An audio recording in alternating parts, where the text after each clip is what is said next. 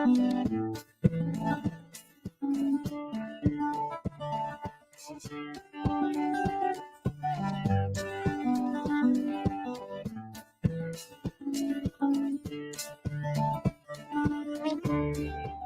Talk Rich, a podcast where we drink coffee and have real conversations on faith, culture, and society. This is Marc Hyde. And the 2025 Chris Fuller. Let's go. New year, but it's the same old you, brother. That's right. And I love you for it. Well, today, we're not talking about New Year stuff. We're going to finish, finally, the series on the 7 deadly sins. We finally made it, Dan. So we are talking about wrath. Is it different from anger? Why is this included on the list of 7 deadly sins? And if so, what can we do to combat it in our lives? So, Fo, are you ready? Let's go. Let's go. Hey, bring that right back.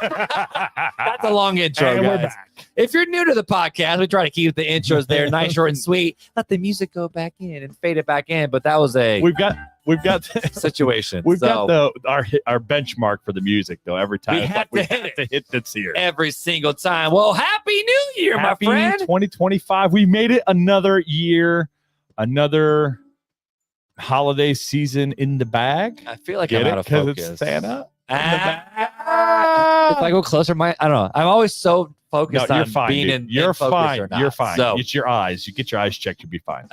we'll see what happens. But, we had a great conversations around Christmas and then how to keep your eyes focused on him and how to have a great New Year. And now we're talking about sin.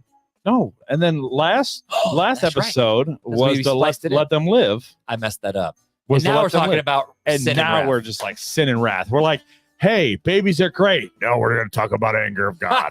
And we'll get into this whole conversation, bro. We will get into this conversation. But before we do, No, before we even do that, I got a fun question for you.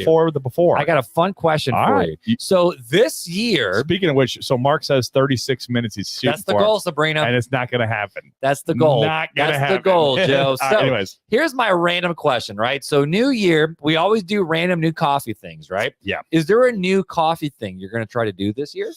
Because it seems like there's always something new, where like espresso or different like pour over types or I don't know. roasting, or is it just like same old, same old? I don't know. Get back to me. I might have something.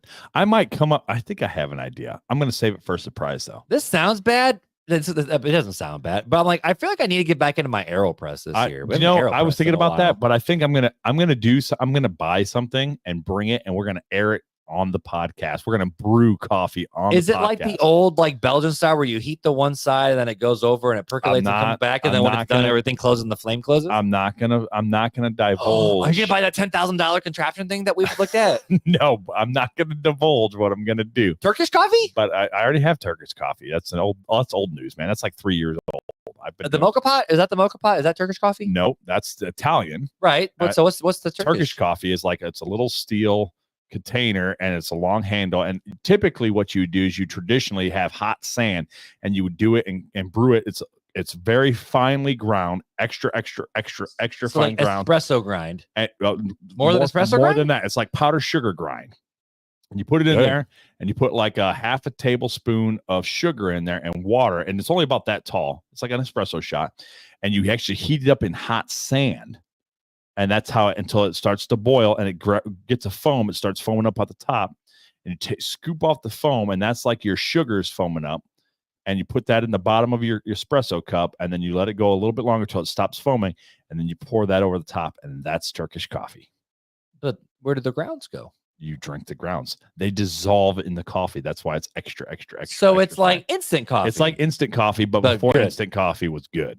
I feel like I need to try this crap because I did not know that. Yeah, so I did not know. I don't have the hot sand. I have the electric stove version. Well, obviously, because we're Americans and we live in the 21st century, folks. I ain't got no hot sand around me. No.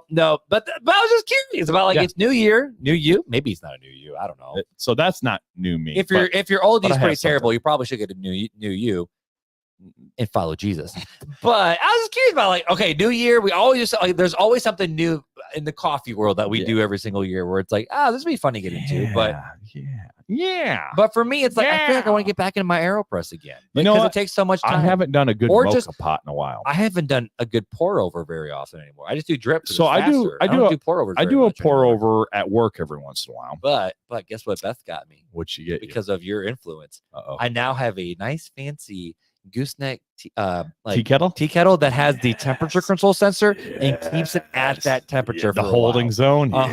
So now it's not just flip on and then I wait and then I have to and if I walk away, shoot, I got to reheat the perfect temperature for coffee. 180, right? No, 165? it depends on the See, here the we go. roast We style, right? bougie. We told you, Emily, we bougie. So 195 is your light to medium roast. Your medium dark roast is 208. Those are your top-notch temperatures.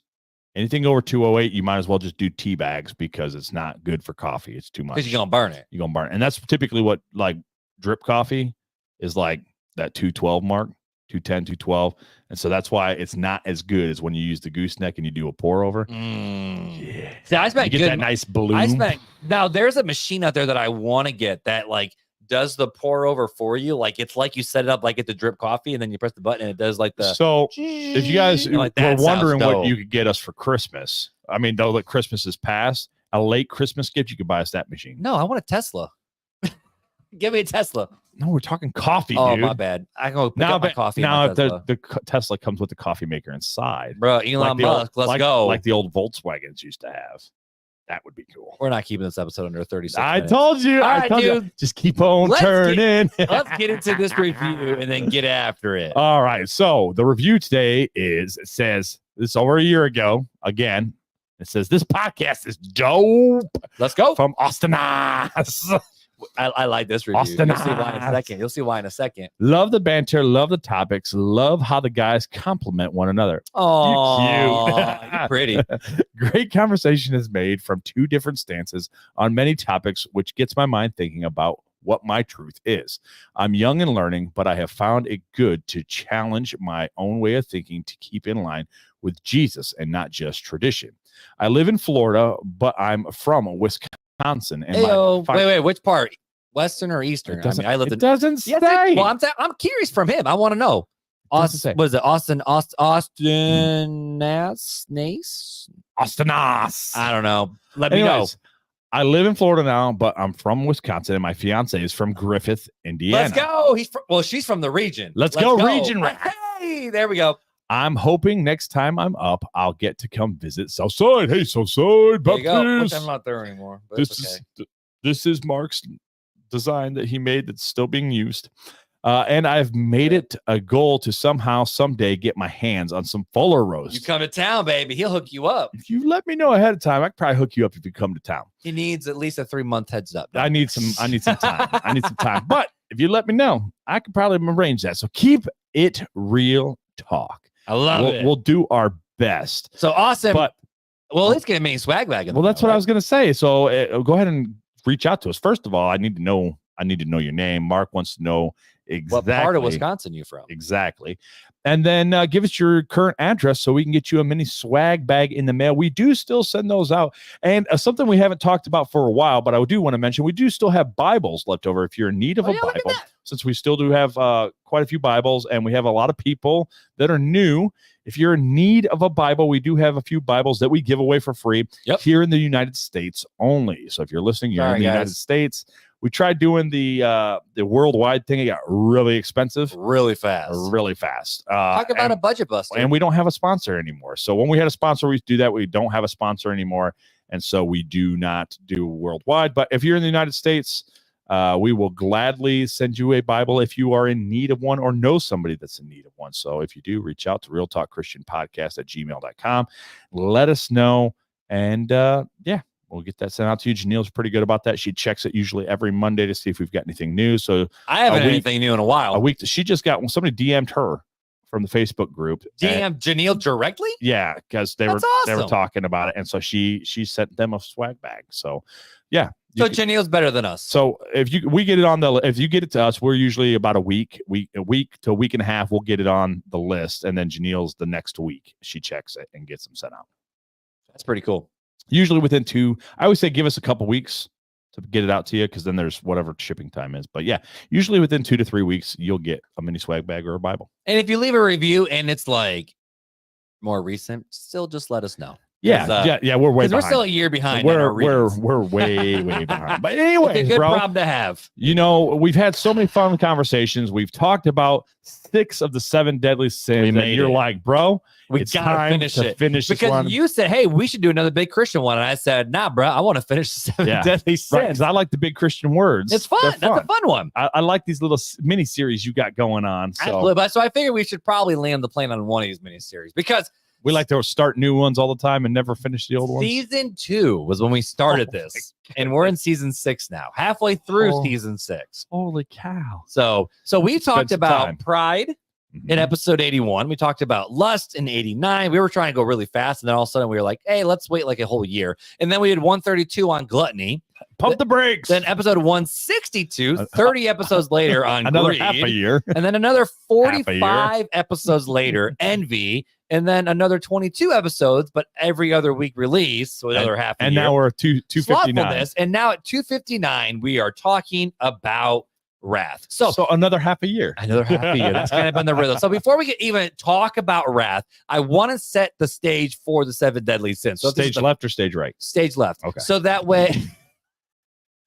I didn't even hesitate. So that way, we at least know what the 7... I don't remember where my rim shot's at now. I was looking for it. Never mind. Did you lose it?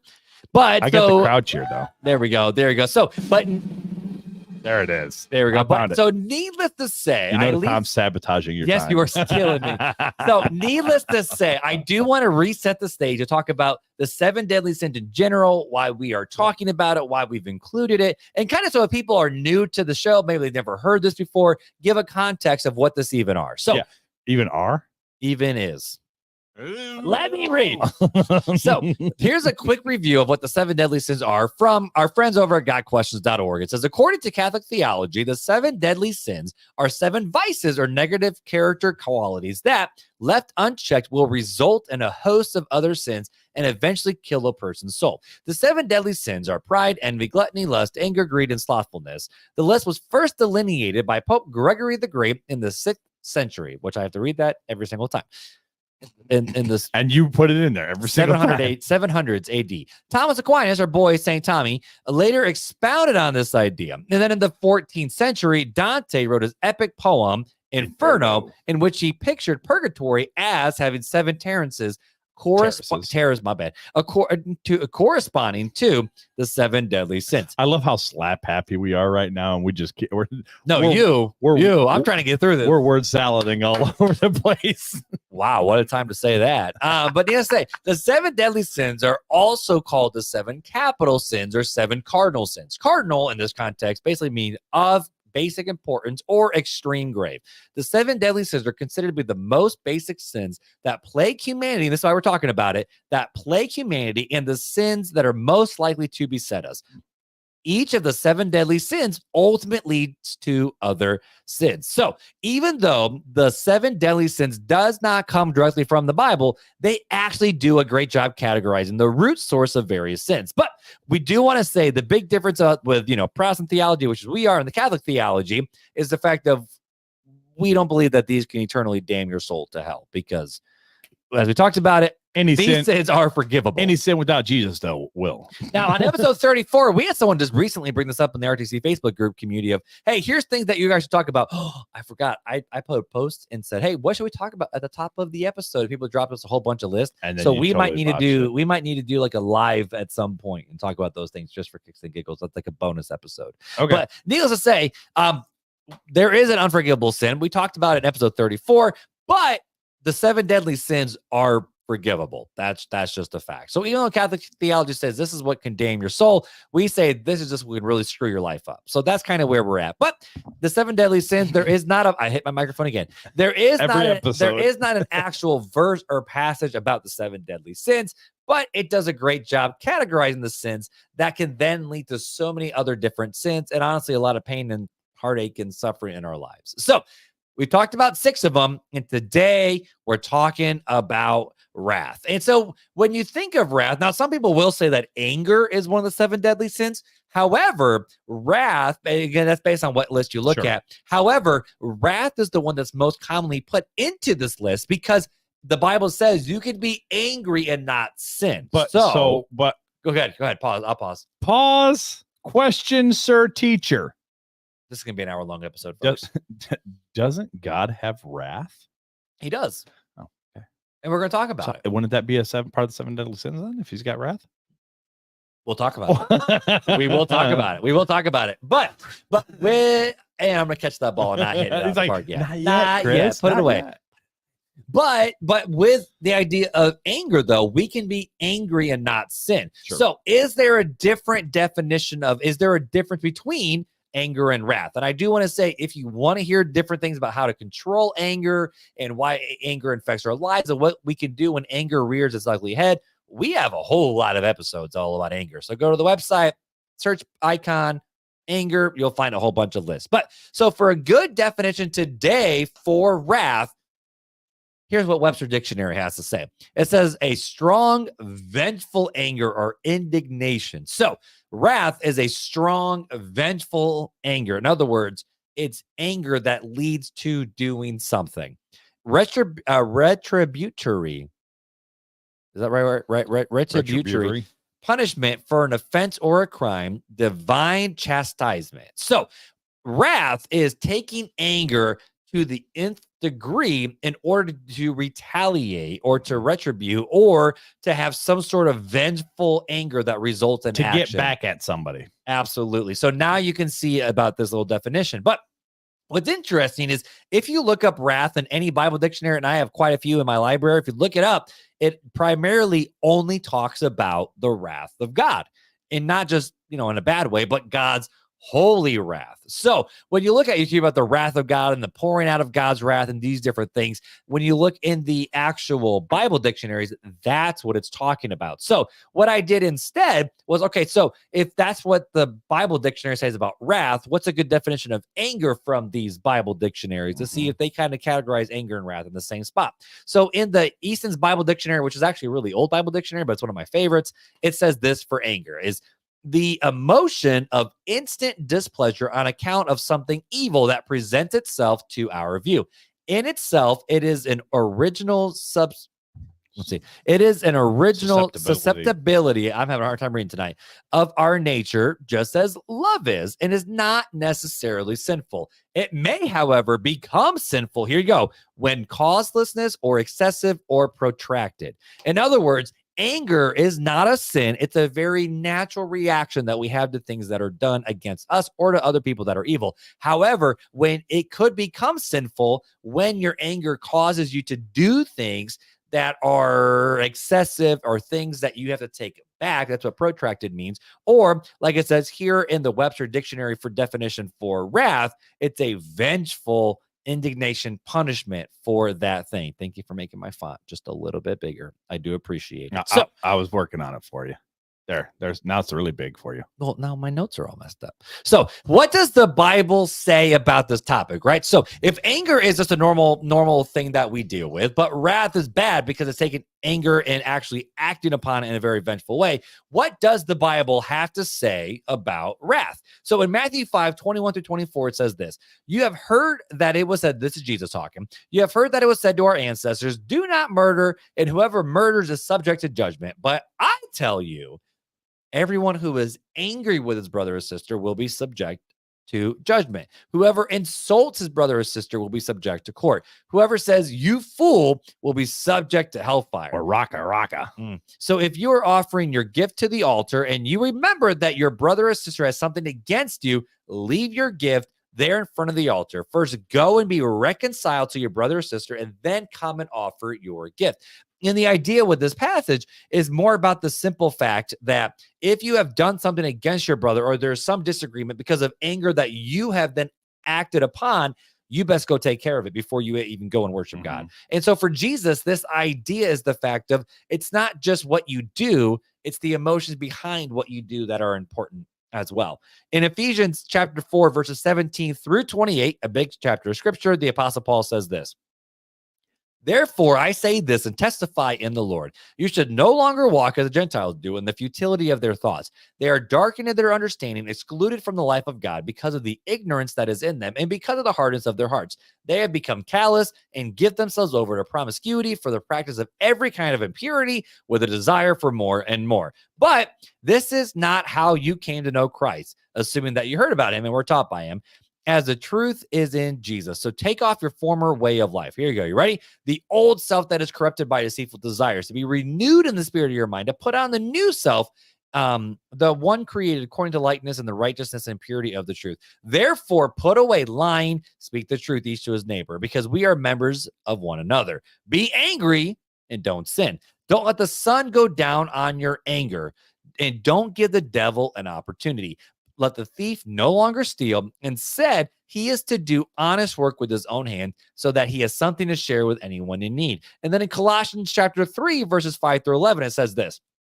Therefore, based on everything he said before, since you're a follower of Jesus, therefore, put to death what belongs to your earthly nature: sexual immorality, impurity, lust, evil desire, greed, which is idolatry. Because of these, God's wrath is coming upon the disobedient. And you once walked according to these things when you were living in them. But now put away all the following: anger, wrath, malice, slander, and filthy language from your mouth.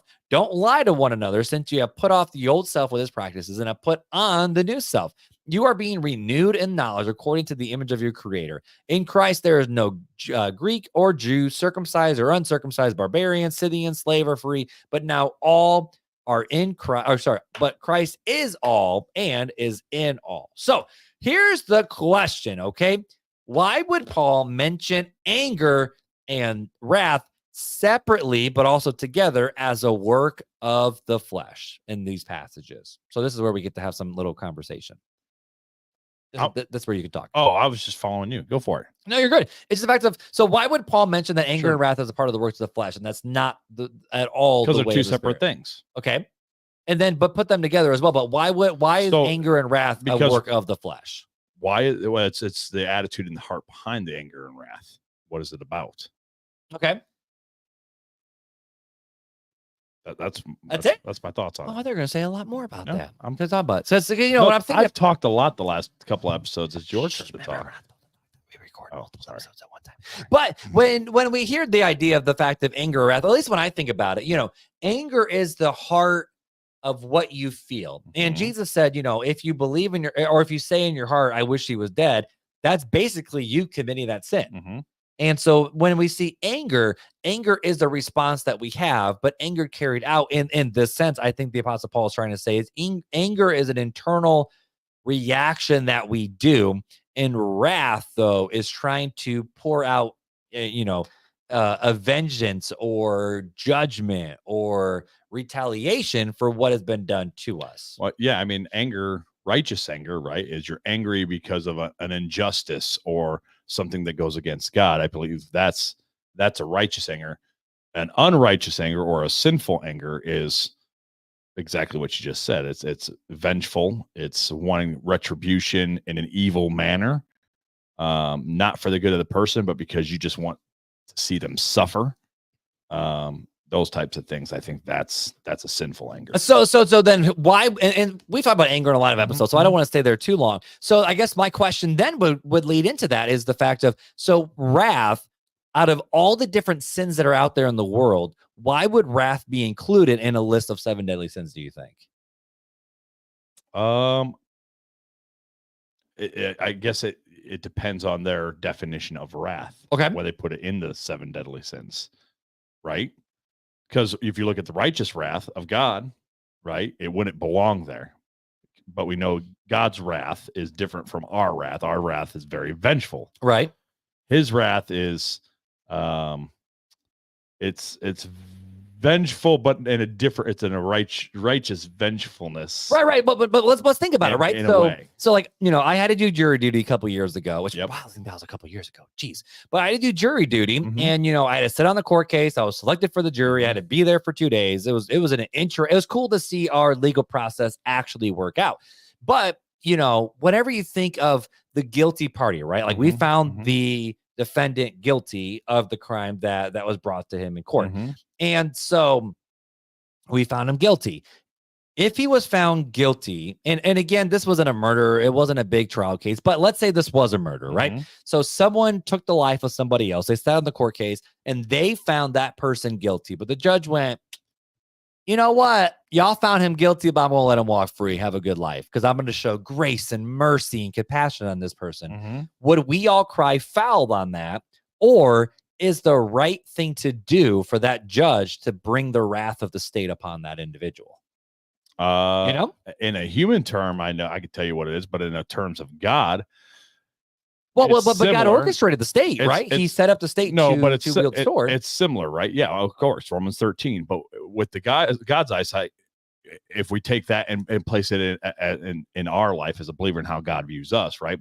God doesn't see us in the courtroom through just us. He sees us through his son and in the blood of Christ, which is a different light. Right, but I'm talking just on the court system. But just on the court. Just on the court system, yeah. I mean, that would be the right thing to do, is for the judge to give justice. And that's what's, so fascinating about this conversation with God is the fact of, in our world, we understand it. We want to see wrath poured out because that's where justice is found. But so many times when we get so angry and so blinded that we're going to do whatever we can, no matter what stops us, whether the, what is it?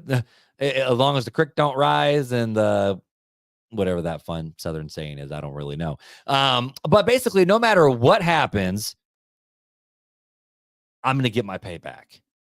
Like that's when it crosses into the line. And I feel like that's why this was added to the 7 deadly sins, is because if you are trying to take out wrath, that's where, murder happen. That's where retaliation happens. That's when you find yourself in a pickle, because even though something was done to you, you all of a sudden do something bad, and now you're caught with your hand in the cookie jar. So playing devil's advocate, then what do you do with the scripture where it says, I say to you, don't repay evil, for vengeance is mine, saith the Lord, I will repay. And I think that's a promise that we can hang on to, is the fact. But that's a form of repayment of vengefulness, of wrath, right? So why is it okay for God, not for us? And I'm playing devil's advocate because I have an answer to this, but I'm asking you. Well, I would say it's a righteous, holy vengefulness that he is able to do because he's the ultimate judge and authority. Because all sin is against him. Right, but he's also the ultimate judge and authority. Sure. And if we put ourselves in the seat of the judge and the prosecutor and the attorney and all these different things, that's where we get in trouble. Like, you see all these different court cases when people get mad and upset and then go and do all these heinous crimes because of whatever. Like the I can talk about it now, but the case I was in was,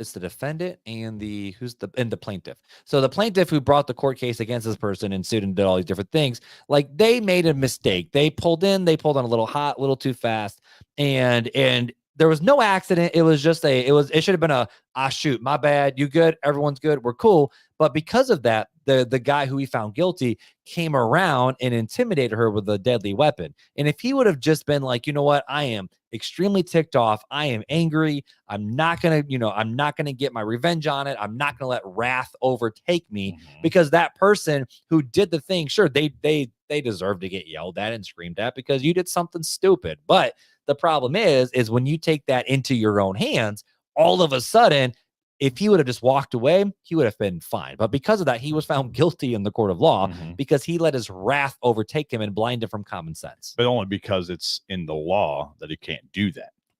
Right. Because if it wasn't in the law, then he wouldn't have been prosecuted at all for intimidation. Right. But he let wrath overtake him. And I feel like the same way with so many different things where, like friendships are broken, marriages are destroyed, civilizations are completely blown up because people decided that they were so angry that I'm going to do something about it. And because of it, so many times anger, when the Bible says that if you let anger overtake you, you give the devil an opportunity to step in. 100%. And sometimes wrath might not even hurt anybody else, but the wrath and the anger that you might feel and the vengefulness that you want, it might end up just destroying yourself. And so maybe that's also why it's included 7 deadly sins, because it can destroy people around you, but it can ultimately also destroy yourself. No, I don't think. But again, you're talking about anger that then can result in wrath. Sure. So that's how they're kind of attached to each other sometimes too. And the Apostle Paul Sure. did say put away anger and put away wrath. So he 100%. did combine They're those two. definitely separate, but the same, but separate. Yep.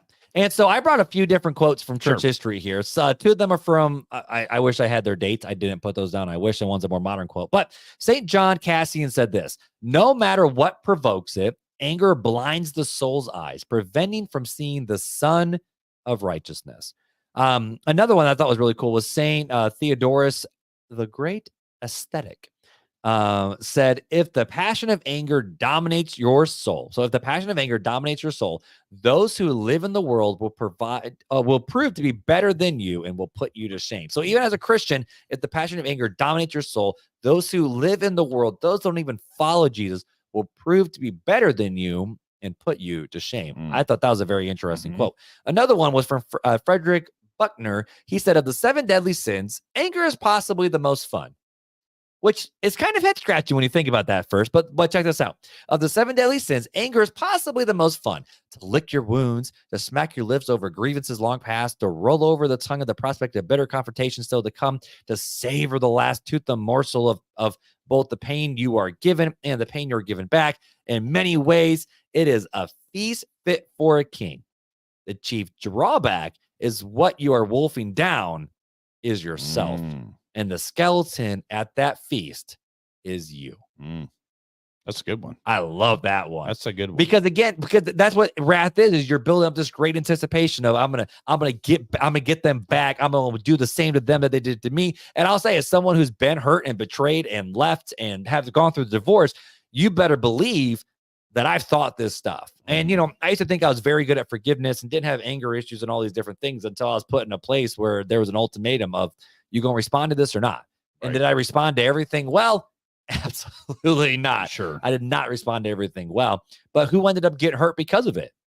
Me. Because I responded poorly. And so many different times in our anger, again, I like how it said anger is the most fun because you think of all these different things. I'm going to get him back. It's going to be awesome. This and this and this. But the only thing you're destroying ultimately is yourself. And so when you think of what the 7 deadly sins are, it's just general categories of sins that can lead to other sins and ultimately lead to your demise. We see this with pride. That's what, caused Satan to fall. We see slothfulness, which could cause you complete just disregard and disparity and poverty and all these different things. We see gluttony, and that one is pretty self-explanatory. You see lust, which can then lead to making so many moral compromises that can ultimately destroy you. The same with greed and just wanting more and more and more and wishing you had it and you didn't. But with anger, and then also wrath at the part of it, kind of like what he said, is it can end up just absolutely destroying you. And and so when we start to ask this question of how can we combat this whole idea of wrath in our lives, rather than just give some basic ideas of what we can do, I got a quote from our friends at gotquestion.org. And then I have a whole bunch of, not a whole bunch, I have like 3. I have 3 verses from the wisest man to ever live, Solomon. But before I read these, is there anything else you want to add, my good sir? Because I'm just talking a lot. I'm along for the ride. You've got 3 minutes. Here we go. So it ain't going to happen, folks. So if this is a 7 deadly sin, I would agree that yes, it probably is. What can we do to combat wrathfulness in our lives? From the Got Questions article of what does the Bible mean when it says, in your anger, do not sin? This is what they had to say. We all allow our anger to get the best of us at times. When we are wronged or feel unfairly disadvantaged, we naturally want to retaliate or, quote unquote, fix the problem in the fastest way. But when our response revolves rage, anger, harsh words, and slander, or I would include wrath